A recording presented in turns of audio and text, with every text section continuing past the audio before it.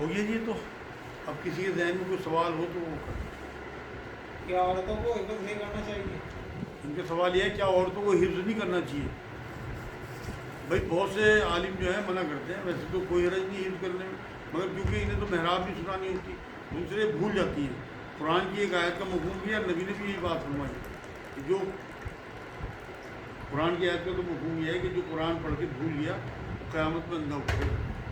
اور نبی اکرم صلی اللہ علیہ وسلم نے جب معراج کی رات میں ایک شخص کو دیکھا تو وہ بار بار جو ہے اس کے سر کو کچلا جا رہا تھا پتھر سے، پھر وہ ٹھیک ہو جاتا تھا. پھر جب فرشتوں سے پوچھا حضور نے کہ یہ کون ہے، تو اس نے کہا یہ قرآن پڑھ کے بھولنے والے لوگ. تو اس لیے میری بھی رائے یہ ہے کہ احتیاط کرنی چاہیے، عورتوں کو حفظ نہیں کرانا چاہیے کیونکہ پڑھ کے بھول جاتی ہیں، کیونکہ آؤٹ آف پریکٹس ہو جاتی ہیں. مردوں کو تو محراب سنانی ہوتی ہے ہر سال، لیکن یہ آج کے دور میں بالکل بچنا چاہیے میرے خیال میں. جو آپ نے بتایا یہ جو دیکھ کے پڑھتے ہیں وہی بھول جائیں، ان کے لیے بھی اسی طرح کا معاملہ ہے؟ بالکل ان کا سوال یہ ہے کہ جو دیکھ کے پڑھتے ہیں ان کے لیے بھی یہ معاملہ ہے، بالکل ان کے لیے بھی یہ معاملہ ہے بھائی. اور ہر حال میں سمجھنا چاہیے اس بات کو کہ اللہ کا کلام ہے، آپ نے جب پڑھ لیا تو اسے پریکٹس میں رکھیں گے تو انشاءاللہ بھولیں گے نہیں. کیا فرشتے بھی جنت میں جائیں گے؟ ان کا سوال یہ کیا فرشتے بھی جنت میں جائیں گے؟ بھائی فرشتوں کا کوئی حساب تو ہونا نہیں، وہ تو اللہ رب العزت کے ارد گرد رہتے ہیں، ان کی ڈیوٹی تو اللہ کی حمد و ثنا ہے. حساب جو ہے قرآن یہ کہتا ہے کہ انسانوں کا اور جنوں کا حساب ہونا، جانوروں کا بھی کوئی حساب نہیں ہونا اور فرشتوں کا بھی کوئی حساب نہیں ہونا. فرشتوں کی ڈیوٹی اللہ کی حمد و ثنا ہے، اسی میں لگ رہتے ہیں، انہیں ضرورت بھی نہیں ہے جنت کی. انہیں بنایا اسی طرح کیا کہ وہ کمپیوٹرائز بنے ہوئے ہیں، جس طرح سے اللہ رب العزت جو ہے وہ جو ڈیوٹی ان کی لگائی ہوئی ہے بس وہ ڈیوٹی ان کی ہے. آزمائش نہیں ہے تو اس لیے جنت کا کوئی مسئلہ ہی نہیں ہے ان کا، وہ اللہ کے ساتھ ہی رہے. ناراض بھائی بہن کی 1000 کوششوں کے بعد بھی نہیں مانتا، تو کیا بہن گناہ گار رہے گی؟ ان کا سوال یہ ہے کوئی بھائی ناراض ہے، بہن نے بہت منایا نہیں مانتا، تو کیا بہن اب بھی گناہ گار رہی؟ نہیں بھائی، نبی نے تو یہ فرمایا کہ اگر ظالم مظلوم سے معافی مانگے اور مظلوم معاف نہ کرے تو وہ میرے ہاتھوں سے حوض کوثر نہیں پیے گا، حوض کوثر سے پانی نہیں پی پائے گا قیامت کو. تو اس لیے بہت محتاط رہنے کی ضرورت ہے. اگر بہن سے کوئی غلطی ہو بھی گئی، کوئی کوتاہی ہو بھی گئی، اور بہنیں تو دھیانی جو ہیں تو بیٹیوں کی طرح ہوتی ہیں، آپ کا دل اتنا بڑا ہونا چاہیے اسے معافی بھی نہ مانگنی پڑے، آپ جا کے چھاتی سے لگا لو اور وہ آپ کے چکر کاٹ رہی، معافی مانگ رہے اور آپ معاف نہیں کر رہے، تو آپ کے اوپر بھی ایک ہے ہستی جو آپ سے اگر ناراض ہو گیا تو آپ اسے بھی نہیں منا سکتے. لازمی بات ہے کہ اگر آپ ناراض ہو گئے تو ناراض ہی اٹھو گے اور وہاں حساب کتاب ہونا، کیونکہ نبی نے فرمایا جو جیسے مرے گا ویسے ہی اٹھے گا. کام کے سلسلے میں لوگوں کا بیوی بچوں کو چھوڑ کر باہر ملک میں رہنا کہاں تک ٹھیک ہے؟ بہت اچھا سوال ہے. کرنٹ ایشو ہے. ان کا سوال یہ ہے کہ بال بچوں کو چھوڑ کے ملک کا غیر ملکوں میں رہنا کہاں تک ٹھیک ہے؟ میرے حساب سے تو بالکل بھی ٹھیک نہیں ہے. جب حضرت عمر رضی اللہ تعالیٰ عنہ کے زمانے میں بھی کا جہاد ہو رہے تھے، فتوحات ہو رہی تھی، تو اس کا ہی انہوں نے حضرت نے بات بتائی تھی کہ کوئی بھی انسان جو ہے وہ 4 مہینے زیادہ اپنی بیوی سے دور نہ رہے. 4 مہینے میں ہر حال میں واپس آنا چھٹی ہے اپنی بیوی کے پاس. تو اگر کوئی اجازت دے تو جائز تو ہے کسی کی بیوی، لیکن اگر اس وجہ سے بیوی حرام میں ملوث ہو گئی یا وہاں حرام میں ملوث ہو گئے، میرے پاس ایسے کیس آتے ہیں. میں اس لیے بات کہہ رہا کہ لوگ جو ہے وہاں مشتری کر کے اپنی زندگی گزارتے ہیں صرف چند ٹکوں کے لیے. اللہ تعالیٰ نے یہاں بھی ہے اور بیوی یہاں حرام میں لگ جاتی ہے کسی دوسرے میں. بھائی جب تم 4 سال 3 سال گھر نہیں آؤ گے اور تم وہاں اپنا تسکین کر لی تو اسے بھی تو حالانکہ دونوں پھنسو گے. اللہ کیا کہ دونوں چیزیں حرام جو ہے. بہترین طریقہ یہ ہے کہ آپ یہاں ٹھیلا لگا لو، مزدوری کر لو، بہتر ہے. آپ کے یہاں بچے آپ کے پیچھے بگڑ رہے ہیں، آپ باپ ہوتے ہوئے آپ کو چھوڑا ہوا ہے، کوئی تک کی بات تو ہے تو آپ وہیں لے کے جاؤ. میں تو بلکہ جو میرے پاس کیس اس طرح کے آتے ہیں کہ جو باہر سے رشتہ آ رہا، میں تو انہیں کہتا ہوں کہ پہلے طے کرو 4 آدمی کے بیچ میں بیٹھ کے لکھواؤ اس بات کو کہ لڑکا تو واپس آئے گا یا پھر اس کے ساتھ لے جائے گا. یہ ہے اسلام. اگر آپ مان لو 3 4 سال بیوی کے بنا وہاں رہ رہے ہیں یا آپ نے وہاں حرام میں ملوث ہو گئے، یہاں آپ کی بیوی حرام میں ملوث ہو گئے، آپ کی تو آخرت داؤں پہ چلی گئی چند ٹکوں کے لیے. اور میں نے تو دیکھا لوگ 20 30 سال بعد آگے پھر یہاں ایک آدھا مکان بنا لیتے ہیں. وہی کہیں کے لیے یہ تھا میرے بھائی، بچے تیرے بگڑ گئے، نشے میں پڑ گئے، لڑکی تیری بھاگ گئی، بیوی تیری دوسرے پہ لگ گئی، فائدہ کیا تیرے جانے کا؟ اللہ تو راضی ہٹ جائے تو یہاں رزق کما، ایک ٹھیلا لگا لے، نوکری کر لے، رکشہ چلا لے. ایک صاحب ہے وہ کہہ رہے کہ 5 سال پہلے بیٹی کا نکاح کیا تھا، رخصتی نہیں ہوئی تھی، اب وہ لوگ فون نہیں اٹھاتے، ریسپانس نہیں دیتے، کیا ہے؟ وہ بھی بڑا اہم سوال ہے. یہ بھی گھر گھر کی کہانیاں آج کل بہت کیس آتے ہیں کہ اپنا شادی کے بعد گھر بٹھا دیا اور 3 4 سال ہو گئے, دھمکی دیتے ہیں کہ تمہیں اسی طرح لٹکائے رکھے ہیں. عجیب و غریب کیس ہے. اور ہماری عوام بھی جاہل ہے, انہیں پتہ ہی نہیں ہے کہ خلا کا تصور بھی اللہ نے اسلام میں دیا ہے, قرآن کی آیتیں ہیں. آپ سورہ بقرہ آیت نمبر 228 سے 232 تک پڑھیں, اس میں اللہ رب العزت نے خلا کا آپشن دیا ہے. تو اگر وہ مانتے نہیں ہیں, آپ پہلے جا کے ان سے ریکویسٹ کریں. اگر وہ فون نہیں اٹھاتے اور نہیں ملتے آپ سے, تو دارالقضاء ایک ادارہ ہے, جگہ جگہ وہ بڑے بڑے شہروں میں ہے. یہاں ہمارے علاقے میں دہرادون میں بھی ہے, بلت میں بھی ہے, اور بڑھیا مدرسہ ہے وہاں پہ بھی ہے. میں تو بہت بچیوں کے الحمدللہ کھلا اس طرح کرا چکا, انہیں بتا کے اپنے والد کے ساتھ وہ جو لڑکی جائے وہاں اور انہیں پوری بات بتائے, وہ قاضی وہاں پہ ہوں گے اور وہ نکاح کو ختم کرا دیں گے. لیکن ساری جوانی 5 سال کی بچی کی نکال دی, ماں باپ بھی ذمہ دار ہوں گے. فوراً یہ کام کریں, یہ ویڈیو پہنچتے ہی آپ کے پاس جواب پہنچتے ہی آپ نیٹ پہ چیک کریں کہ دارالقضاء کہاں پہ ہے. دارالقضاء دھیان رکھنا, اور وہاں آپ اپنی بچی کو لے جا کے رجوع کریں ان لوگوں سے, اور پھر وہ انہیں بلائیں گے. اگر وہ لوگ پھر بھی نہ آئے تو قاضی کو اللہ کی طرف سے اجازت ہے کہ پھر وہ نکاح کو ختم کرا دے گا. نبی اکرم صلی اللہ علیہ وسلم اس طرح سے نکاح ختم کرائیں گے. تمام کوششوں کے بعد بھی نماز نہیں پڑھ پاتا ہوں, کیا ہوگا؟ سوال یہ ہے, تمام کوششوں کے بعد بھی نماز نہیں پڑھ پاتا, کیا ہوگا؟ بھائی کچھ پتہ نہیں کیا ہو جائے, کیونکہ سورہ روم آیت 30-31 آپ پڑھنا. اللہ نے کہا کہ دیکھو نماز نہ چھوڑنا, ایسا نہ ہو کہ مشرکوں اتنے سخت آیت ہے قرآن میں. اور نبی نے بھی یہ بات فرمائی کہ کفر میں اور ایمان میں فرق کرنے والی چیز نماز ہے.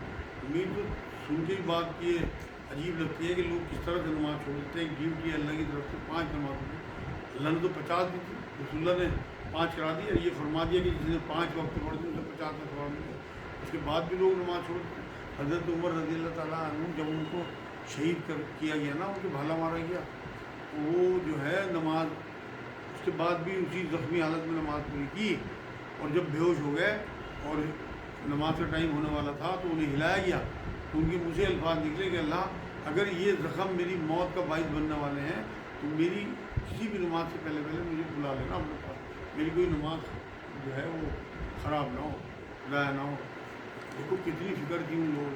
اور ایک ہمارا حال ہے کہ ہم ذرا سی کوئی شادی ہو, کوئی بیماری ہو, کوئی سفر ہو, کوئی ذرا سی چوٹ لگ جائے, کوئی ذرا سا کوئی اور کام نکل جائے تو ہم نماز چھوڑ دیتے ہیں. بھائی دیکھو میں تو پہلے بھی آپ لوگوں کو بتا چکا, میں نے تو 30 سال پہلے توبہ کی تھی, آج تک ایک بھی نماز نہیں نکلی الحمدللہ, قضا بھی نہیں ہوئی, نکلنا تو بہت دور کی بات ہے. اس لیے اگر آپ لوگ یہ چاہتے ہو کہ اللہ آپ کو بہت آسانی سے جنت دے دے, دیکھو قرآن میں سورہ مدثر ہے, اس میں اللہ رب العزت نے یا مزمل یا مدثر, اس میں ایک آیت یہ ہے کہ جب جنتی جنت کی طرف جاتے ہوں گے ان کی دوزخ کی وہ نظر پڑے گی, تو وہ پوچھیں گے تم یہاں کیسے آ گئے, تو وہ سب سے پہلا جواب یہ دیں گے کہ ہم نماز نہیں پڑھتے. اس کے بعد 2 جواب اور بھی ہیں کہ ہم بحث میں پڑے رہتے تھے, ہم بھوکوں کھانا نہیں کھلاتے, لیکن پہلا جواب یہ ہے. تو ایسا نہ ہو کہ آپ جو ہے نماز کی وجہ سے دوزخ رسید کرتے تھے. اس لیے جو لوگ ہمارے پاس یہاں بیٹھے ہیں اس ٹائم, وہ یہ طے کر کے اٹھیں کہ انشاءاللہ آج کی بات توبہ کریں گے, 2 نفل پڑھ کے کہ اللہ جو پچھلی کوتاہی ہے اسے معاف کر دے, آگے نہیں چھوڑوں. میں نے تو یہی کیا تھا, اللہ سے بات کی تھی بالکل اسی طرح سے کہ اللہ تو میری پچھلی گناہ معاف کر دے, جو نماز میں نے چھوڑی وہ تو میں پڑھ نہیں سکتا, کیونکہ مجھے پتہ ہی نہیں کتنی ہے, آگے نہیں چھوڑوں. تو الحمدللہ ایسی توبہ قبول ہوئی, آج تک ایک بھی نہیں چھوٹی. تو وہی اللہ آپ کا جو میرا ہے. میں نے اپنے چھوٹے بیٹے کو حفظ کرنے کا ارادہ شروع کیا اور شروع بگڑ دیا تھا. ایک صاحب نے کہا کہ حفظ کرانے سے بہتر اسے قرآن سکھانا چاہیے, معنی سکھائیں. حفظ نفل ہے اور وہی سمجھنا یہی سمجھنا فرض ہے. میں سمجھ گیا. اس کا سوال یہ ہے کہ حفظ کرانے سے اس حساب نے بات کہی کہ حفظ نہ کراؤ, بلکہ اسے قرآن کی تعلیمات سکھاؤ, اسے ترجمہ سکھاؤ, اس میں غور و فکر سکھاؤ, کیونکہ حفظ کرنا نفل ہے اور قرآن میں غور و فکر فرض ہے. بالکل صحیح کہا. بہت ہی کم لوگ ہیں اس طرح کی بات کرنے والے, لیکن جو ہیں وہ ایمان والے لوگ ہیں, کیونکہ یہ بالکل حقیقت بات ہے کہ آپ کی تلاوت یا آپ کا حفظ کرنا یہ نفلی عبادت ہے, لیکن قرآن میں غور و فکر اور قرآن کو سمجھنا, اس پہ عمل کرنا, اس کی تبلیغ کرنا, یہ آپ کے اوپر فرض ہے. تلاوت بھی ضروری ہے. میں نے بھی بتایا کہ نبی نے فرمایا الف لام میم 3 حروف الگ الگ ہیں, ہر حروف پہ 10 نیکی ہے. तिलावत, लेकिन मैं ये कहता हूँ कि तिलावत अगर आप एक रुकू की करो ना तो तर्जुमा और तफसीर कम से कम एक पारे की पढ़ो रोज। आपको पता लगना चाहिए कि हमारा खालिक हमसे क्या चाह रहा है, उसका कलाम है, क्यों भेजा उसने हमें यहाँ, हमें वापसी में क्या क्या करना पड़ेगा, हमारे साथ क्या हशर होने वाला, किस तरह से हमें वहाँ हिसाब देना, किस तरह आगे खड़े होना लगे। इसलिए बिल्कुल सही बात कही। मेरी राय भी यही है कि आप हिफ्ज़ छुड़ा के उसे कोई अच्छा ट्यूटर लगा के कुरान की तालीमात दिलवाएँ। ऐसी कोई हदीस है कि हुज़ूर इस्लाम ने फरमाया कि हिंदुस्तान की तरफ से ठंडी हवाएं या खुशबू आती है? इनका सवाल है कोई ऐसी हदीस है कि हुजूर ने फरमाया हो कि मुझे हिंदुस्तान की तरफ से ठंडी हवाएं आती है? बिल्कुल भाई, हिंद की तरफ से कहा।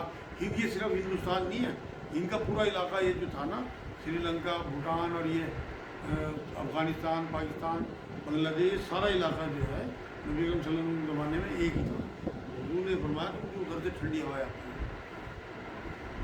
4 लोग मिलकर भैंस की कुर्बानी करें, क्या ये ठीक है? 4 लोग मिलके भैंस की कुर्बानी करें? क्या इनका ये- सवाल ये 4 लोग मिलके भैंस, बिल्कुल ठीक है भाई, 7 हिस्से होते हैं। आप अगर 4 कर रहे हैं तो आपकी तरफ से तो अल्लाह, जब नबी अकरम सल्लल्लाहु अलैहि वसल्लम ने 100 ऊँट कुर्बान किए एक बार, 63 ऊँट तो अपने हाथ से और बाकी जो है वो हज़रत अली से नहर कराए, तो फिर कोई कितनी भी कुर्बानी कर सकता है, जितनी हैसियत अल्लाह ने दी हो। तो 4 हिस्से बिल्कुल 7 लोग मिलकर, वो 4 लोग मिलकर 7 हिस्से कर दें, कोई नहीं। कुर्बानी करना वाजिब है, सुन्नत या फ़र्ज़? इनका सवाल यह है कुर्बानी करना वाजिब है, सुन्नत है, फर्ज है? पिछले हफ्ते भी ये सवाल आया था। ये कुर्बानी करना जो है ये सुन्नत है और बड़ी सुन्नत है नबी अकरम सल्लल्लाहु अलैहि वसल्लम की। आज हदीस भी आई कि इससे ज़्यादा कोई अमल हुजूर को पसंद नहीं है।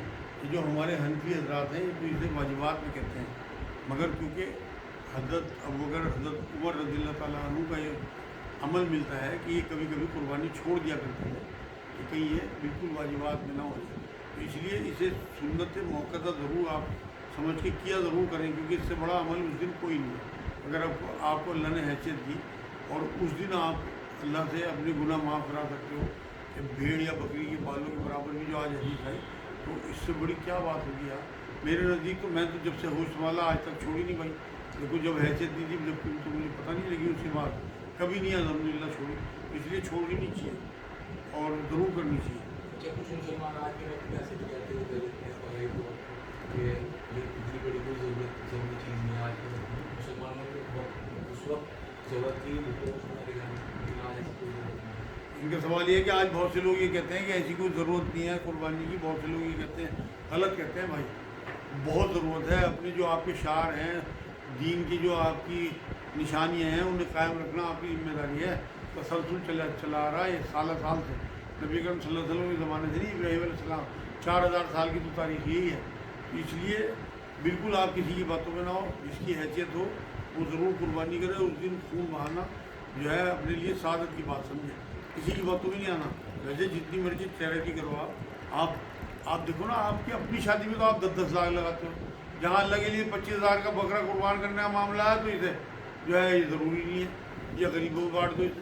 अरे भाई वो शादी करो, मस्जिद में निकाह करो बच्चों का, वो 10 लाख रुपये बचाओ, वो गरीब बच्चियों की शादी कराओ, या गरीब बच्चियों को पढ़ाओ, या तालीम दिलवाओ, या इलाज कराओ, या अस्पताल खोलो। सारी जो मसले हैं वो कुर्बानी के टाइम पे याद आवे, बकरी के टाइम पे। वैसे सारे साल ऐश करते फिरेंगे, एक होटल में जाके बैठेंगे, 12,000-14,000 से कम का बिल देके नहीं उठते। माँ नहीं याद आता कि यार ये जो है हमने गड़बड़ करी। शादी देख लो आप, इवेंट देख लो, जो बड़े बड़े हम इवेंट करते हैं। कुर्बानी के वक्त खूबसूरत और बड़े जानवर जैसे कर लेते हैं, क्या ये दिखावा है? उनका सवाल ये है, बहुत से लोग कुर्बानी के वक्त बड़े जानवर और महंगे जानवर खरीदते हैं, क्या ये दिखावा है? भाई अगर नियत के हिसाब से, देखो बुखारी की पहली हदीस है, तमाम अमाल का दारोमदार नियत है। अगर उनकी नियत दिखावे की है फिर तो वो उसी में पकड़े जाएंगे, उन्हें कोई सवाब नहीं मिलना। क्योंकि वो जो आपको मैंने हदीस 12 सुनाई कि 3 लोगों को पेश किया जाएगा, एक गालिब, एक सखी और एक आबिद, कि भाई तूने इबादत गुजार कहलवाने के लिए, ये शहीद, तूने शहादत जो है वो लोग मुझे बहादुर गए इसलिए तूने जो है जिहाद में हिस्सा लिया, और तूने इसलिए माल बांटा कि तुझे लोग सखी के, वो तुम्हें कहलवाया जा चुका। इसी तरह अगर कुर्बानी का मामला, इसे फैला दो आप इस हदीस को सारी ज़िंदगी में अपनी। जो काम भी आप दिखावे के लिए कर रहे हैं वो अल्लाह के यहाँ पहुँचेगा नहीं, क्योंकि असल में हमें दिखावा जिससे करना ना वो अल्लाह है। जिसकी खुशनुदी आपको हासिल करनी। और अगर आप लोगों के दिखावे के लिए काम कर रहे हैं तो वही आपके महबूद है, फिर उनका अजर आपको यहीं मिल जाएगा। जो भी कुछ आपकी तारीफ हो जाएगी, भाई बहुत बड़ा जानवर लिया, बड़े पाटा खामर लिया, 2.5 लाख की भैंस ले ली, वो तो यहाँ कहलवाया जा चुका, फिर आपको वहाँ अजर नहीं आपको, वो तो दिया आपको। दरगाह या खानगाह पर खजूर के बीज जो है वो करते हैं ना, खजूर गुठलियों पे ला इलाहा इल्लल्लाह हमको सुभान करने की तुमने जानी करते हैं और कुछ करते हैं और लोग उससे पैसे लेते हैं, क्या है ठीक है? इनका सवाल ये है कि दरगाहों पे गुठलियों पे पढ़ते हैं, फिर लोगों से पैसे लेते हैं, क्या अमल ठीक? बिल्कुल भी ठीक नहीं है भाई, बिदअत है। न नबी अकरम सल्लल्लाहु अलैहि वसल्लम न सहाबा किसी से साबित नहीं है इस तरह इबादत का हिस्सा बनाना, यही तो बिदअत है। पिछली बार मैंने आपको जवाब दिया था, इस तरह गुठलियों में पढ़ना भी ठीक नहीं है। जो बीजों में पढ़ते हैं हमारे यहाँ या मस्जिदों में, मान लो कोई इधर ऐसी कोई जंग हुई तो ये गुठली निकाल के बैठ जाए खजूरों की, ये सब नाजायज़ और बिदअत है। बिल्कुल बता दी मैंने आपको बात। उंगलियों में पढ़ना नबी अकरम सल्लल्लाहु अलैहि वसल्लम साबित है, वो भी सीधे हाथ की उंगलियों में पढ़ते थे। तो तस्बीह आ गई, आप तस्बीह पढ़ लो काउंटर, लेकिन ये कि आप इस तरह से इकट्ठे होकर आप एक बार हज़रत उमर के ज़माने में मामला हुआ तो उन्होंने उठा के पूरा कालीन पे बिछाए थे ये बीज वगैरह खजूरों की गुठली, सब देख दिए, क्या बिदअत तुमने शुरू करी? कहीं नहीं है, कहीं होता भी हो तो बिल्कुल ना आप हिस्सा लेना हो, लड़ना तो है मत, क्योंकि आपकी कौन सुनेगा, लेकिन आपने हिस्सा नहीं लेना उसमें। अच्छा बिल्कुल है, आपने अगर किसी इंसान के पास 2 रुपया हुआ तो ही पैसे में पकड़ा कर सकता है, और उतने पैसे में वो ये सोच के कि मैं हिस्सा करूँगा किसी बड़े काम में ताकि लोगों को ज़्यादा खाने से दोस्त मिले, तो दोनों में से कौन सा ज़्यादा रास्ता क्या है? इनका सवाल ये है कि हिस्सा करूँ बड़े जानवरों जिससे ज़्यादा लोगों को कुछ मिलेगा, बकरा करूँ। भाई देखो, मैंने तो अभी आपको बताई कुरान की आयत है कि अल्लाह की राह में रद्दी चीज़ ना करो। आपको तो एक मौका मिला, आप बेहतरीन चीज़ दो ना, वो बकरा है।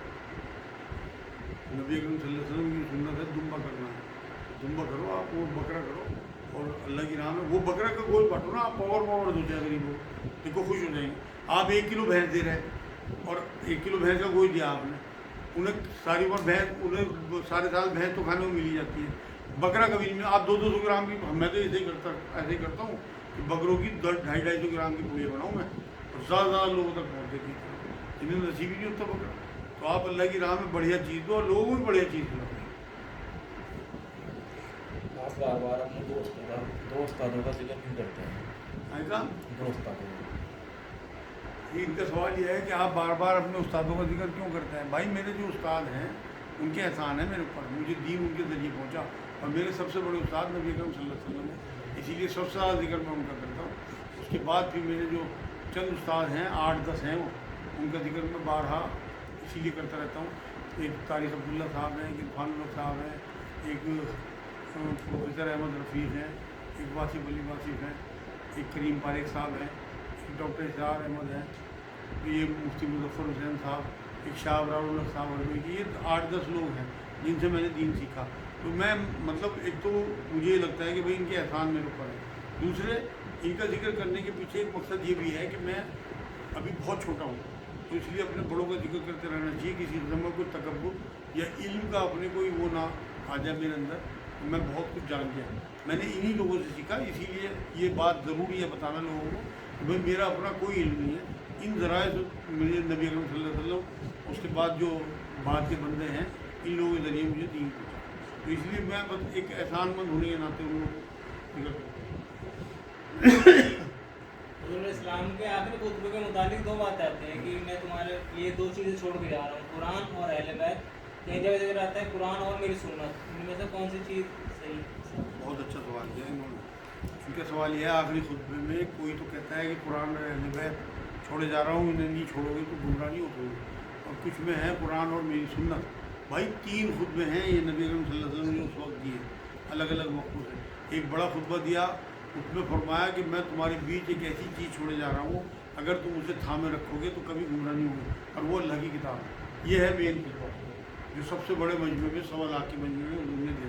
इसके बाद खुतबा देने के बाद जब आगे बढ़े हैं सफ़र में, एक मस्जिद में क़याम फरमाया और वहाँ पे फिर खुतबा दिया उन्होंने।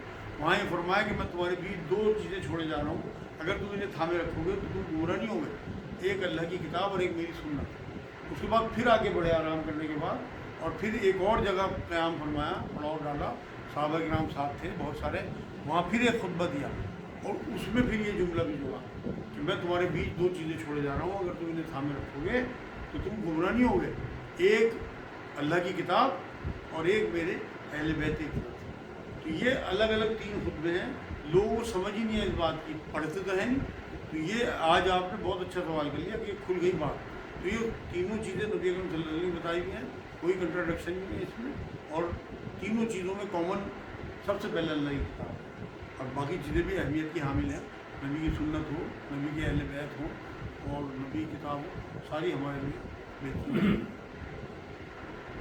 میری بیوی گھر پہ اپنے مائکے پہ میری تعریف کرتی ہے، لیکن گھر پہ مجھ سے شکایت رہتی ہے، لڑتی رہتی ہے، اس کو کیسے سمجھاؤں؟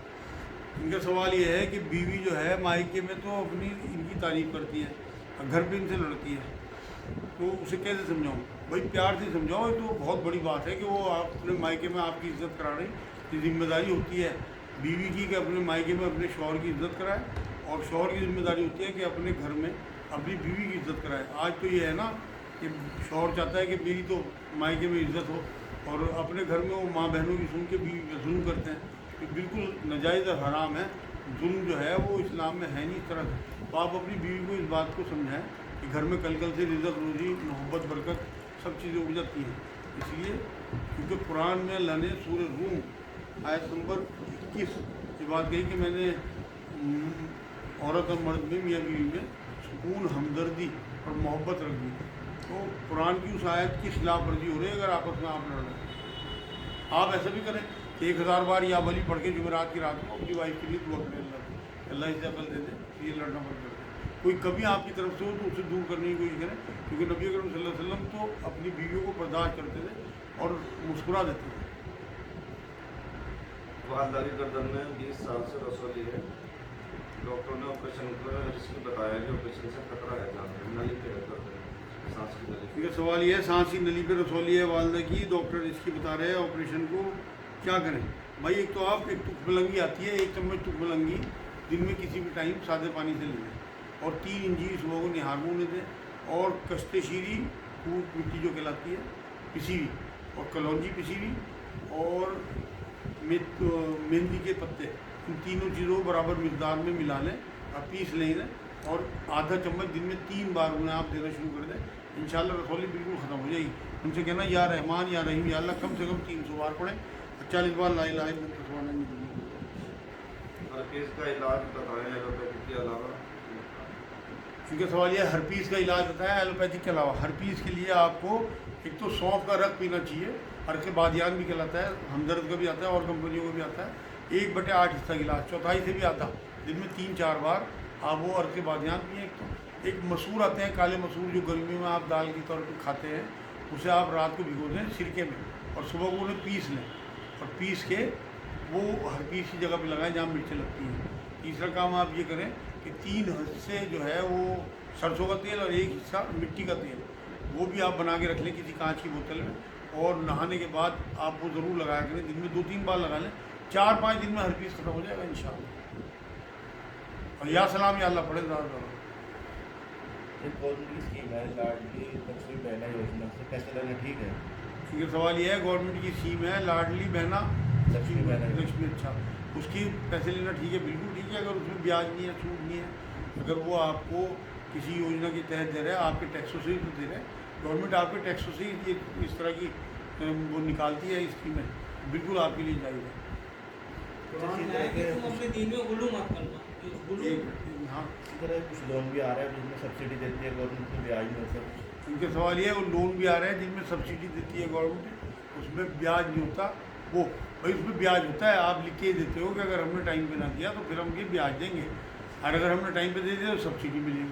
تو آپ نے بیاج کے سائن کر دیا آپ نے کاغذ میں، بیاج کا لکھنے والا، بیاج کا لینے والا، بیاج کا دینے والا، بیاج کا گواہ، چاروں ایک ہی زمرے میں ہے، تو اس لیے وہ ناجائز ہے۔ آپ جو لوگ سولر پہ وہ لگوا رہے ہیں اس میں سبسڈی آ رہی ہے، ان کا سوال یہ سولر لگوا رہے ہیں اس میں سبسڈی آ رہی، کیا جائز ہے؟ بالکل جائز ہے بھائی، وہی وہ تو اسکیم ہے، اس میں بیاج کا کوئی مسئلہ ہی نہیں، میں نے خود لگوایا اور الحمدللہ اچھے خاصے پیسے واپس آئے، 1,08,000 روپये واپس آئے۔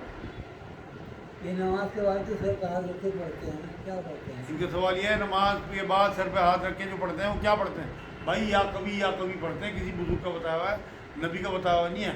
नबी की बताई हुई है आयतल कुर्सी 3 बार अस्तगफिरुल्लाह अस्तगफिरुल्लाह और उसके बाद अल्लाहु अकबर, उसके बाद फिर आयतल कुर्सी। ये है नबी की सुन्नत। इसलिए उन्हें करने तो जो कर रहे हैं आप वो करो जो नबी ने बताया। अगर हमें इस्तग़फ़ार की तस्वीर पढ़नी हो तो खाली अस्तग़फिरुल्लाह पढ़े या अस्तग़फिरुल्लाह हर बिल कुल ज़मीन व आतू बिल।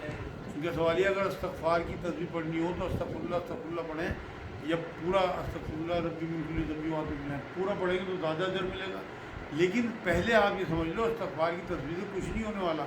अगर आपके यहाँ अंदर इस्तग़फ़ार नहीं है, पहले तो आपको अपनी गुनाहों की नदामत और उन पर गिल्ट होना चाहिए और इस बात का ये होना चाहिए कि अल्लाह मेरे से गलती हो गई, अब नहीं करूँगा। तब आप ये तस्वीर लेके बैठो। आपके जहन में इस्तग़फ़ार का एक मफ़हूम होना चाहिए कि मैं क्या पढ़ रहा हूँ। अस्तग़फिरुल्लाह रब्बी मिन कुल्ली ज़ंबि व अतूबु इलैह, उसका पूरा तर्जुमा आपके जहन में घूमता रहे जब आप पढ़ रहे हैं। इस्तग़फ़ार भी अगर आप अस्तग़फिरुल्लाह अल्लाह मुझे माफ़ कर दो, लेकिन जहन में घूमता रहे अल्लाह मेरे गुनाह इतने हैं, तेरी नेमतें इतनी हैं, ला इलाहा इल्ला अंता सुब्हानक इन्नी कुन्तु मिनज़ ज़ालिमीन, कि तू जो है वो नेमतें बरसाने वाला है और तू मालिक है, तू खालिक है और मैं ज़ालिमों में हूँ। लेकिन जहन में आपके मफ़हूम हो। तस्बीह पढ़ने तो कुछ नहीं होता, रट्टू टोटू की तरह। कुछ अहले हदीस मौलाना मौदूदी को बुरा कहते हैं, आपकी क्या राय है? इनका सवाल ये है, कुछ मौलाना मौदूदी को बुरा कहते हैं अहले हदीस, आपकी क्या राय है? भाई ये तो लोगों को तनकीद करना बेकार की बात है। किसी के मरने के बाद उसकी बुराई बयान करने तो नबी ने मना फरमाया। मेरी राय में तो मेरे उस्ताद हैं भाई, वो बल्कि दादा उस्ताद हैं। मेरे जो उस्ताद थे डॉक्टर इज़हार अहमद साहब, उनके भी उस्ताद थे वो। मेरे तो दादा उस्ताद हैं। मैं तो बहुत मैंने तो उनसे कुरान सीखा काफ़ी कुछ, मतलब उनकी किताबों से बहुत कुछ सीखा। तो मैं तो किसी को भी बुरा नहीं कहता अल्हम्दुलिल्लाह, ना किसी हनफी को ना किसी से। आपने देखा सालों हो गए कभी किसी की बुराई नहीं। एक गिरोह को तो हम कह देते हैं कि भाई उनमें ये कमियाँ हैं मान लो, लेकिन हम खुदा ना खाता ऐसा नहीं है कि किसी ऐसी इस तरह की डिसाइड करें। तो इसलिए बचना चाहिए। फिर वो असल अहले हदीस नहीं है। असल अहले हदीस तो कुरान और हदीस की रोशनी में लोगों को मतलब जो है वो तालीमात देते हैं दीन की। इस तरह से बुरा कहना मेरे नज़दीक तो बिल्कुल, उनकी तो इतनी तालीमात हैं, कुछ गलती भी हुई होंगी उनसे, क्योंकि वो मासूम थोड़ी थे, नबी थोड़ी थे। गलती हमसे भी होती हैं। आप मेरे वीडियो उठा के देख लो, ज़रूर गलतियाँ मिलेंगी। तो ये तो सबसे होती है, उनसे भी हुई होंगी। लेकिन उन गलतियों की वजह से उन्हें क्रिटिसाइज़ करना, उनकी बुराइयाँ करना, उन्हें बुरा समझना, उनकी किताबों को जो है वो नेगलेक्ट कर देना, लोगों तक ना पहुँचने देना, ये सब जो है बड़े गुनाहों में गिना जाएगा। जैसे कुरान में जिक्र है कि दीन में गुलू मत करना, ये गुलू किसे कहते हैं? इसका सवाल ये है कि कुरान में है कि दीन में गुलू ना करना। कि गुलू से क्या मतलब है? गुलू से मुराद ये है कि जितना दीन आप तक पहुँचाया अल्लाह उसके रसूल ने, उसमें अपनी तरफ से जोड़ नहीं करना। जैसे अब ये जो है नई नई ईदें जोड़ ली, ये ईद मिलादुन नबी, अब ये गुलू है दीन में। अब जो ये तरावी जो है इन्हें बेइंतहा अहमियत के साथ नमाज़ें सारे साल पढ़ने की नहीं, तरावी के लिए भागे फिरेंगे, ये गुलू है दीन में। इसी तरह से सारे मामलों में आप फैला लो, अपने आप देख लो सुन्नत तरीका क्या है ना वो शादियों का। जितने हम ये लवाजमात हमने फैला दिए, इसमें खर्चे और गरीबों का दिल दुखाते हैं, ये सब गुलू है दीन में। ये सारी चीज़ें आप फैलाते चले जाओ, पूरा दिन ख़त्म हो जाए। इतना गुलू आज उम्मत में आ चुका है। कुर्बानी के बारे में सवाल है कि जैसे पहले दिन कुर्बानी का सवाब ज़्यादा है, दूसरे दिन कम है या तीसरे दिन उससे कम है? इनका सवाल यह है कि कुर्बानी का जो मामला है वो पहले दिन ज़्यादा सवाब है, दूसरे दिन कम, उससे तीसरे दिन कम। बिल्कुल ऐसा ही है भाई। हुजूर अभी तो हदीस आई कि उस दिन जो कुर्बानी का दिन है पहला, उस दिन आपको जो है सबसे ज़्यादा सवाब जो है वो खून गिरने का उसी दिन मिलता है।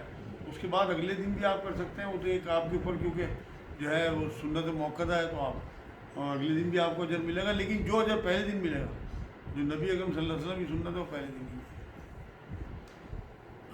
एक पेशेंट 20 साल से कोमा में है, सपोर्ट सिस्टम पे, अगर उनको हटा दें तो क्या गुनाह होगा? मरीज पे अस्पताल का खर्च बहुत है।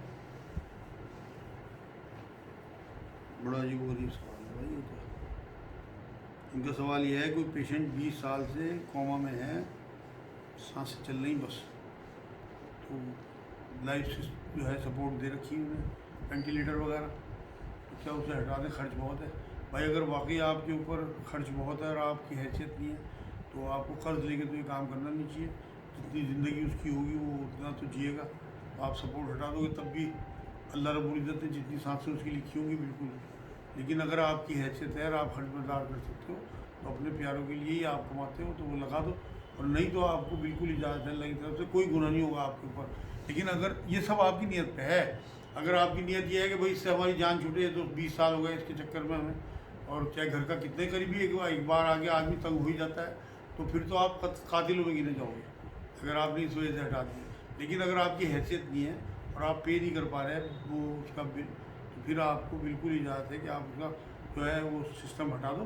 उसके बाद बाकी अल्लाह देखेगा कितने दिन उसे जिंदा रखना, कितने दिन। शोहर बीवी एक दूसरे से कितने दिन नाराज़ रह सकते हैं?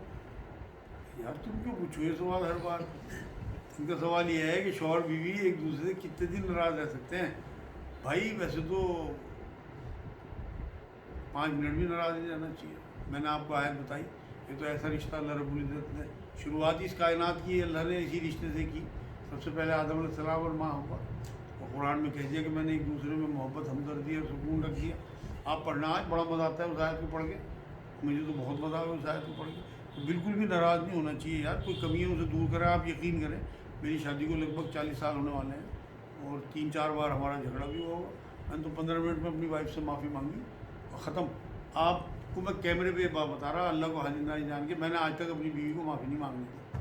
मतलब चाहे गलती उसकी हुई या मेरी, मैंने माफ़ी मांगी ख़त्म। क्योंकि मेरे नबी की सबसे बड़ी सुन्नत ये है कि अपनी बीवियों का लाड करना, उनके एहसान मानना। भाई आपकी बीवी आपको हराम से बचाती हैं, आपको बाप बनाती हैं। आप देखो ना क्या क्या 9-9 महीने उनके क्या क्या हाल होते हैं, इस तरह से बच्चों को उन्हें मतलब पेट में लिए फिरती हैं, क्या हालात उनके होते हैं। और फिर आपको हराम से बचाना, एक कलमे पे आपके बिस्तर में बैठ जाना, तो ये उनकी बहुत कदरें हैं। जब मैं सोचता हूँ कसम से कि सुबह को जो मेरा बिस्तर होता है, जो मेरे रात के दूध का बर्तन हो या बिस्तर पे सलवटे, मतलब कपड़े जो मैले में रात को उतार के फेंक के जाता हूँ, वो सब मुझे सलीके से शाम को आगे मिलते हैं। कौन करता है? मेरी वाइफ। इसलिए बहुत एहसान माना करो, इनकी ज़्यादती बर्दाश्त किया करो।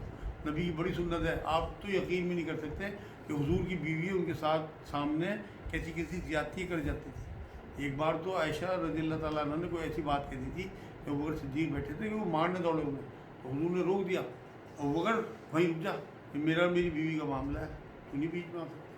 वो तो बाप थे ना, इसलिए मारने दौड़े कि नबी को इस तरह की बात कह रहे। तो यहाँ तक भी हुआ, तो इसलिए बिल्कुल मेरे नज़दीक तो नाराज़ रहना ही चाहिए। आपकी जिम्मेदारी है मर्दों की। अल्लाह ने मर्दों को ज़्यादा बड़ा दिल दिया, समझ दी, हिकमत दी। मैंने जो बताई हैं तारीफ़ें औरतों की, अगर आप उनका एहसान मानोगे, दिल में आपकी थैंकफुल फीलिंग होगी अपनी बीवियों के लिए, तो आप इंशाल्लाह नाराज़ नहीं रह सकते आज के बाद, ये बातें सुनने के बाद। जैसे आदमी के पास सालों से कर्जा है, क्या उसकी कुर्बानी जायज़ होगी? इनका सवाल यह है, किसी आदमी के पास सालों से कर्जा है, क्या उसकी कुर्बानी जायज़ होगी? अगर वो और सारे खर्चे कर रहा, कि वो मैकडोनाल्ड में बैठ के 5,000 का बिल दे रहा, तो कुर्बानी जायज़ होगी। खर्चे तो चलते ही रहते हैं, बिजनेस के हो या वैसे हो। लेकिन अगर वो बिल्कुल मतलब ज़मीन पे आ गया और अपने सबसे पहले पैसे उतारने की जिद में लगा हुआ है, फिर उसकी कोई कुर्बानी नहीं, उससे है ही नहीं बाजी। लेकिन अगर बाकी सारे खर्चे चल रहे हैं और कार भी ले रखी है, मोटरसाइकिलों पे भी घूम रहा और होटलों में खाने भी खा रहा, तो पहले कुर्बानी करनी है। क्या मस्जिद की गंदी टोपी इस्तेमाल करना ठीक इनका है? सवाल है क्या मस्जिद की गंदी टोपी इस्तेमाल करना ठीक है? बिल्कुल नाजायज़ है मेरे भाई, मकरू है, मकरू। बिल्कुल किसी कीमत में भी नहीं करनी चाहिए। आप देखो ना कितनी गंदी टोपी होती है मैले लगी हुई, इससे तो बहुत बेहतर है कि आप बिना टोपी की नमाज़ पढ़ दो। अब्दुल्लाह बिन जाबिर रज़ियल्लाहु ताला अन्हु को मैंने किस्सा बताया था, एक बार उन्होंने अपनी कमीज़ और अपनी टोपी उतार के रख दिया, नमाज़ पढ़ के दिखाई साहब, और ये फरमाया कि मैंने कमली वालों को इस तरह नमाज़ पढ़ते हुए देखा। तो बिना टोपी के आपकी नमाज ज़्यादा बेहतर है बनिस्बत उस गंदी काली सड़ी हुई टोपी के, जो जिसमें मैले जम गई, जो मतलब कसरत इस्तेमाल की वजह से ख़राब हो चुकी है। किसी को जिन जादू का शक हो तो क्या किया जाए? इनका सवाल है किसी को जिन जादू का शक हो तो क्या किया जाए? भाई बेहतरीन आज मैं आपको तोहफा दे दूँ कि जिन लोगों को भी इस तरह का शक हो, तो वो मरीज़ के कान में सूरह मोमिनून की 15 से 18 नंबर 4 आयतें पढ़ दे, दोनों कानों में, सुबह शाम। मतलब 5-4 दिन में अगर कोई जिन हुआ या कोई असरात हुए, ख़त्म हो जाएंगे बिल्कुल इंशाअल्लाह। और पानी भी दम करके पिलाए। याद कर लो, सूरह मोमिनून कुरान में 23 नंबर पे है और उसकी आयत नंबर 15 से 18, जहाँ 14वीं ख़त्म होगी वहीं से 15वीं शुरू होगी, 18 नंबर आयत तक। ये तोहफा है आप लोगों के लिए आज। ये जिन भूत का जो मामला भाई ने बताया, तो कुछ लोग इसके लिए हाजिर के भी उनको कहते हैं कि हाजिर लगा हुआ मज़ारों पर, क्या साइकोलॉजिकल है, क्या मामला? इसका सवाल ये है कि बहुत से लोग हाजिर लगवाते हैं मज़ारों पे, क्या साइकोलॉजिकल है? बिल्कुल साइकोलॉजिकल ही है। ज़्यादातर देखो जिन भूत का जो मामला है ना, ये बहुत रेयर केस होता है, 10 लाख में एक आधे को किसी को। अगर हर एक को इस तरह जिन भूत परेशान करने लगे, हमारी ज़िंदगी ये तो अजीरन हो जाएगी। हमारी लाइफ बिल्कुल अलग है, उनकी लाइफ अलग है, उनकी दुनिया अलग, हमारी दुनिया अलग। लेकिन कभी कभी ऐसे शर्री जिन होते हैं जो परेशान भी करते हैं। जब नबी अकरम सल्लल्लाहु अलैहि वसल्लम या आखिरी खुतबा देने जा रहे थे तो एक लड़की को उनके पास लाया गया, तो हुजूर ने उस पर दम किया, ये फरमाया कि इस पर जिन था वो मैंने हटा दिया अल्लाह के हुक्म से। तो होता तो है, लेकिन ऐसा नहीं है कि जैसे मेरे पास आने वाले अगर 300 लोग रोज़ हैं तो कम से कम 280 को ये शक होता है कि हमारे पर जादू है, चाहे हिंदू है मुसलमान हो। तो ऐसा नहीं है कि हर एक पे जादू हो रहा। लेकिन अगर किसी को कोई शक हो तो मैंने कुलिया दे दिया कि आप ये करें, इंशाल्लाह उसका जादू खत्म हो जाएगा। दिल में इस्लाम के खिलाफ ख्यालात आते हैं तो क्या पकड़ोगे? इनका सवाल ये है, दीन के ख़िलाफ़ ख्यालात आते हैं दिल में तो क्या पकड़ोगी? नहीं भाई, अगर आप अमल नहीं कर रहे या ज़बान से नहीं कह रहे तो कोई पकड़ नहीं होगी। नबी ने ये भी फरमाया कि इस उम्मत की खुसूसियत में ये बात भी है कि इसके वसवसों पे कोई पकड़ नहीं है। तो अगर वसवसा आया, आपके दिल में ख्याल आते रहते हैं दीन के ख़िलाफ़, अल्लाह के ख़िलाफ़, रसूल के ख़िलाफ़। वही एक साहबी पहुँचे थे हुजूर के पास कि मेरे दिल में अल्लाह के रसूल के ख़िलाफ़ ऐसी ऐसी बातें आती हैं कि मैं बयान भी नहीं कर सकता। हुजूर ने बता किस तरह की बात कि हुजूर ये तो मंजूर कर लूँगा मैं कि मुझे आसमान से नीचे फेंक दें, मगर ये नहीं मंजूर कर सकता कि मैं ज़बान पे लिया हूँ। हुजूर ने ऐन ईमान है। तो ये तो ईमान की बात है, क्योंकि शैतान अपना काम करना चाहता है कि आपको हटाना चाहे, तो इसलिए परेशान नहीं होना। औज़ु बिल्लाहि मिनश शैतानिर रजीम, औज़ु बिल्लाहि मिनश शैतानिर रजीम, ये पढ़ें, इन्ना लिल्लाहि व इन्ना इलैहि राजिऊन पढ़ें। बच्चे टॉयलेट में जाते हुए डरते हैं, बाथरूम में भी माँ को ले जाते हैं साथ में, लाइट जलाने पर भी डर लगा रहता है पूरे घर में। उनके लिए कुछ इनका सवाल ये, बच्चे बाथरूम में जाते हुए डरते हैं और जगहों पे जाते हुए डरते हैं, भाई उन्हें औज़ु बिल्लाहि मिनश शैतानिर रजीम सिखाएं। और जो है माँ साथ जाए जब छोटे बच्चे अगर हैं। बाकी तो मैं दवाई देता हूँ उसकी भी, दम करते हैं, मुनक्का देना शुरू कर दें उन्हें, 3 मुनक्का सुबह शाम। अगर छोटे बच्चे हैं 5 साल से बड़े हैं तो 5 मुनक्का सुबह शाम। ये बड़े हैं 10 साल 8 साल, हाँ 5 मुनक्का सुबह शाम देना शुरू कर दें, इंशाल्लाह डर ख़त्म हो जाएगा उनका। और वो सिखा दें उन्हें इन्ना रब्बी अला कुल्ली शैइन हफ़ीज़। अगर 10 साल से बड़े बच्चे हैं तो अल्लाह हिफाजत करेगा उनकी इंशाल्लाह। एक दुआ है, मैं अक्सर बताता हूँ, बिस्मिल्लाहिल्लज़ी ला यदुर्रु मअ इस्मिही शैउन फिल अर्ज़ि वला फिस समाई व हुवस समीउल अलीम। नबी ने बताया इस बारे में कि 3 बार ये दुआ पढ़ के हाथों फूंक मार के जिस्म पे फेर लो, सुबह शाम तक महफूज हो जाओ, शाम से सुबह तक महफूज हो जाओ। इसे रट लो, हदीसों की किताब में भी मिल जाएगी, नेट पे भी मिल जाएगी, नहीं तो मैं अपना मेरे पर्चे में भी छपी हुई है पीछे, तो आप लोग वहाँ से भी ले सकते हैं। भाई हमको अक्सर 10 लगे रहते हैं तो उन्हें क्या खाना चाहिए? इनका सवाल ये, एक भाई है उसे 10 लगे रहते हैं, उसे क्या खाना चाहिए? 2 चम्मच इसबगोल की भूसी 1 कटोरी ताज़ी दही में जो है वो डाल के खाने से 15 मिनट पहले खाए। एक काम ये करे कि 1 चम्मच चाय की पत्ती चबा के ऊपर से पानी पी लिया करे, हाथ के हाथ 10 सूखेंगे इंशाल्लाह। चाय की पत्ती ऐसे ही, मतलब अभी चाय वाय में नहीं डालनी, ऐसे ही चम्मच भी लिया फाँकी, ऊपर से पानी पी लिया, 10 सूख जाएंगे। और अगर किसी को दायमी 10 लगे हुए हैं मुस्तकिल, मेरे पास तो ऐसी ऐसी औरतें और मर्द आते हैं 30-30 साल से 10 लगे हुए हैं, वो उससे 2 चम्मच इसबगोल की भूसी 1 कटोरी ताज़ी दही, खट्टी ना हो, खाने से 15 मिनट पहले सुबह शाम ले ले, 10 दिन तक सिर्फ 10 बंद हो जाएंगे इंशाल्लाह। वॉशिंग मशीन में जैसे कपड़े धोते हैं, कुछ नमाज भी होते हैं उसमें, कुछ पाक भी होते हैं। वॉशिंग मशीन कैसी, ऑटोमेटिक या वैसी सेमी ऑटोमेटिक? देखो अगर ऑटोमेटिक मशीन है तो वो 3 बार घुमाती है कपड़ों को, उससे पाक हो जाते हैं कपड़े, ज़्यादा वहम में नहीं पड़ना, उससे अल्हम्दुलिल्लाह नापाकी गंदगी सब दूर हो जाती है। और अगर आपकी मशीन वैसी है कि जो घुमाती नहीं उन्हें, तो आप बाहर निकाल लें, उसे 3 बार पाक करें दोबारा से, तो उसकी मेल ले वो दूर कर दें। छोटा मोटा जानी माली नुकसान हो जाए तो क्या दुआ इन्ना लिल्लाहि व इन्ना इलैहि राजिऊन पढ़ सकते हैं? इनका सवाल ये, छोटे मोटे जानी नुकसान माली नुकसान पे इन्ना लिल्लाहि व इन्ना इलैहि राजिऊन पढ़ सकते हैं? पढ़ना ही चाहिए, तो कुरान का हुक्म है जो आप कह रहे हैं, तो आपको पढ़ना ही चाहिए। इसका मतलब ही यही है कि हम जहाँ से आए हमें वापस वहीं जाना है अल्लाह की तरफ से। ये नुकसान और ये जो फ़ायदे हैं ये कोई मायने नहीं रखते। तो कुरान में तो अल्लाह ने कहा कि भाई जब जो है मोमिन जो हैं वो ज़्यादा फ़ायदों पे खुशी नहीं मनाते और ज़्यादा नुकसान पे गम नहीं मनाते, बल्कि सब अल्लाह की तरफ से मानते हैं। यही है इन्ना लिल्लाहि व इन्ना इलैहि राजिऊन। ईशा के फ़र्ज़ पढ़ लिए और हमारे पास वक्त कम है, तो ऐसे में सुन्नत पढ़ें या फिर वितर पढ़ें? इनका सवाल यह है, ईशा के फ़र्ज़ पढ़ लिए, वक्त कम है, तो सुन्नत पढ़ें या वितर पढ़ें? वक्त कौन सा कम है? ईशा की फ़र्ज़ तो आपने रात में पढ़ लिए, अगर आप सुबह तक जाग रहे हैं तो फिर तो रात में अगर आपको बिल्कुल वक्त नहीं है, सुन्नत तो आपको फ़र्ज़ के साथ ही पढ़ देनी चाहिए जो नबी की सुन्नत है, और वितर आखिर में पढ़नी चाहिए। और अगर आपको वाकई बहुत ज़रूरी काम है, जाना है, اور آپ مطلب بالکل کلوز ٹائم آپ کی ٹرین پکڑنی جہاز پکڑنا تو آپ 4 فرض پڑھ دیں 3 وتر پڑھ دیں جائیں، سنتیں نہ پڑھیں.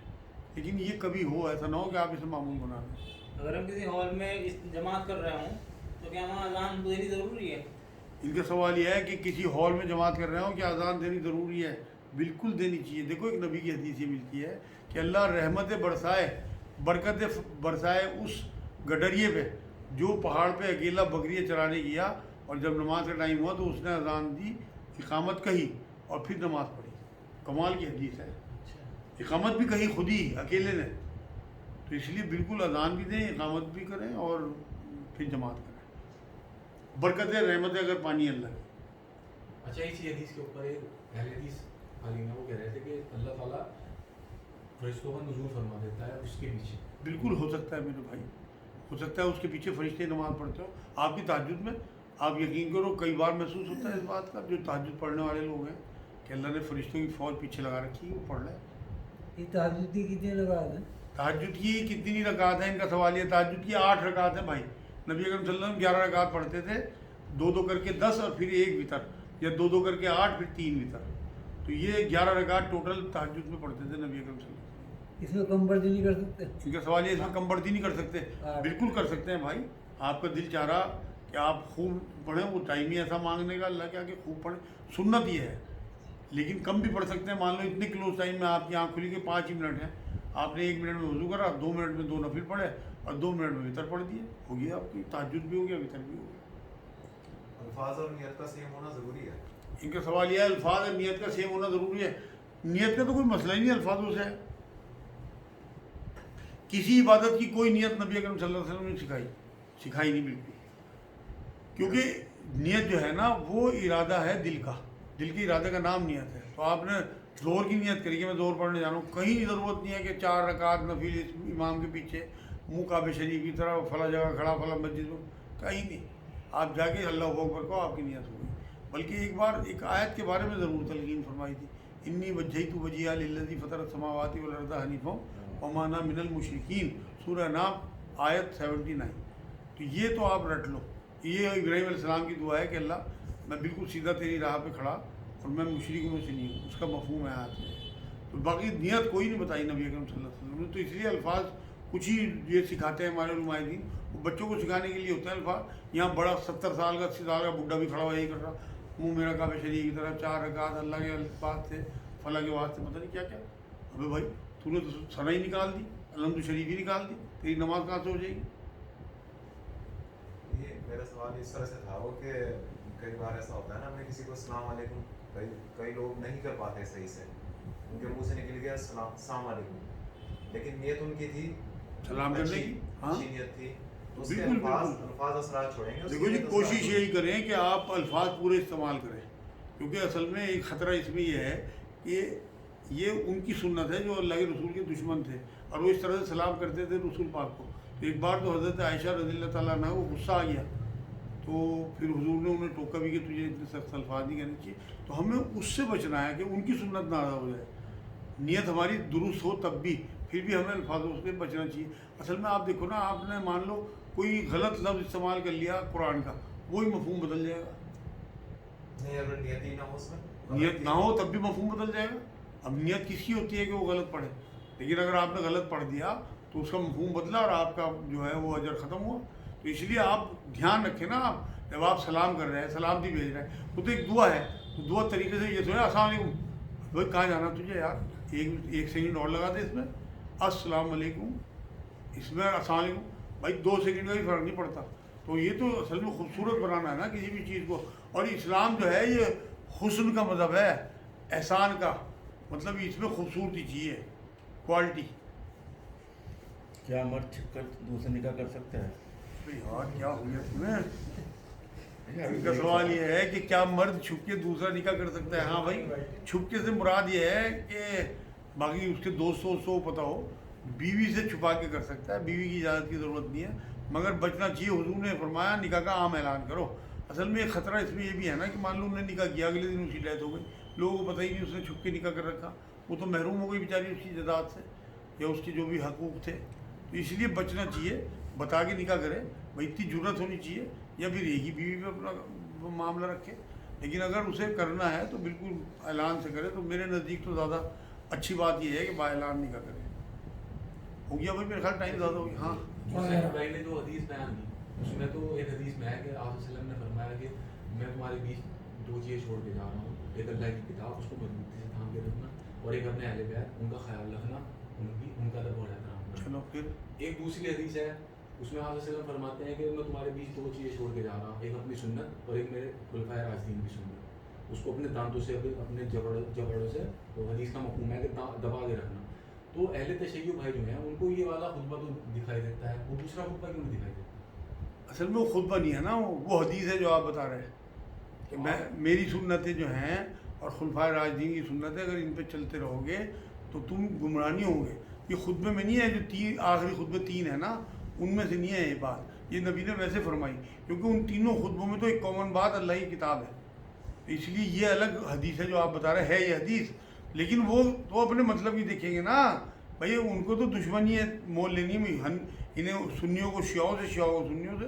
अब वो कहाँ वो बात, वो इज्जत देते हैं उसे हज़रत अली को, जितनी इज्जत ये शिया लोग देते हैं ये सुन्नी थोड़ी दें। आप देख लो, इनमें ऐसा गिरोह भी है जो हज़रत अली को जो है, जबकि नबी की खुली हदीस है कि जिसने अली से बुग़्ज़ रखा उसने मुझसे बुग़्ज़ रखा। सुनी होगी शायद आपने हदीस, तो फिर उसके बावजूद भी बुग़्ज़ रखते हैं। तो इसलिए मेरे भाई ये तो सिर्फ दुश्मनियाँ आपस की हैं, इसलिए इन इख्तलाफात में नहीं हमने पढ़ना। हमने सबको मोहब्बत करनी, सबको इज्जत देनी। वमा अलैना इल्लल बलाग। अल्लाहुम्मा सल्ली अला सय्यिदना मुहम्मद व अला आलि सय्यिदना मुहम्मद बारिक वसल्लम। अल्लाह तुम्हारे गुनाहों को माफ़ फरमा, हमारा बैठना कबूल फरमा, हमने जो पढ़ा सुना उसमें बल्कि तौफीक अता फरमा, किसी किस्म का शर तो हमारे दिलों से दूर फरमा, सारे जो पॉजिटिव पहलू हमारी ज़िंदगी में उतार दे, हुजूर की हदर्जी की मोहब्बत अता फरमा, हुजूर की ख्वाबों में ज़ियारत नसीब फरमा, कुरान की सही समझ अता फरमा, कुरान पे चलना आसान फरमा। सुभान रब्बिक रब्बिल इज़्ज़ति अम्मा यसिफून व सलामुन अलल मुरसलीन वल्हम्दुलिल्लाहि रब्बिल आलमीन।